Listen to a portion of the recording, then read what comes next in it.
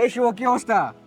অনেকদিন পর দেখা। তুমি কি রাজশাহীতে? হ্যাঁ, আমিও রাজশাহীতে আসছি। কি অবস্থা, ভালো আছো? রাজশাহীতে তাহলে কলেজে শেষ, এইচএস শেষ করে ভাবছো? হ্যাঁ হ্যাঁ, রাজশাহী থেকে আমি এসেছি, শেষ করব। দিয়ে তাহলে কোথায় কোথায় ভর্তি হলা?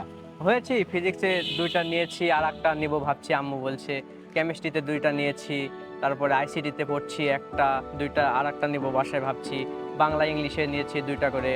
এগুলা সবকিছুতেই আছে, অবশ্য সবকিছুতেই ভালোই আছে। আম্মু 2-3টা করে নিতে বলছে, 2-3টা করে নিচ্ছি। তো তোমার কি অবস্থা? আমি তো তোমার কথা শুনে হতাশ হয়ে গেলাম। তুমি এতগুলা টাইম ম্যানেজ করছো কিভাবে? আমি তো একটা করে শেষ করতে পারছি না।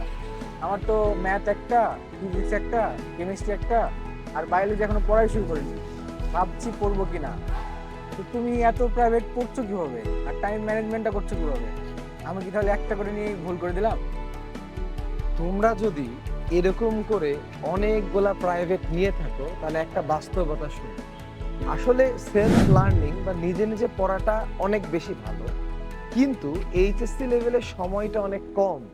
আর সময়টা অনেক কম থাকার কারণে অল্প সময়ে পড়া গুছিয়ে নেওয়ার জন্য দেখা যায় প্রাইভেট পড়াই লাগে। কিন্তু প্রাইভেটের ক্ষেত্রে যদি তোমরা একটা সাবজেক্টে অনেকগুলা করে প্রাইভেট পড়ো, আবার সব সাবজেক্টে প্রাইভেট পড়তে যাও, তুমি নিজে থেকে পড়ার কোনো সময় পাবা না।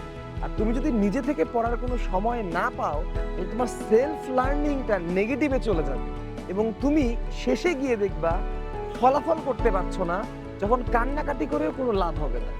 তাই শুধুমাত্র জাস্ট গতানুগতিকভাবে রাজশাহীতে তোমার বন্ধু বান্ধবী পাশের বাসার আন্টি বলছে একটা সাবজেক্টে 2টা 3টা 4টা, বাড়িতে একটা নাও, ঘুমানোর সময় একটা নাও, অনলাইনে একটা নাও, এত কিছু দেখে যদি শুধু অন্যের দিকে চলতে চলতে প্রাইভেটের সংখ্যা বাড়িয়ে দাও, নিজে বাড়িতে পড়ার অন্তঃসার হয়ে যাবে শূন্য এবং শেষে গিয়ে তুমি হয়ে যাবে হতাশ।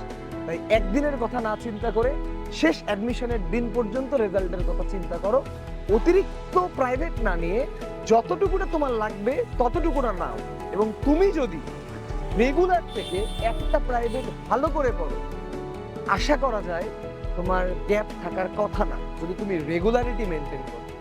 সো এই জিনিসটা মাথায় রেখে নিজের জন্য সেলফ স্টাডির সময় রাখো, দিয়ে অল্প প্রাইভেট নাও, অন্যের দেখে হতাশ হয়েও না, শেষ হাসি তুমিই হাসবা। ভালো থাকো সবাই, আসসালামু আলাইকুম।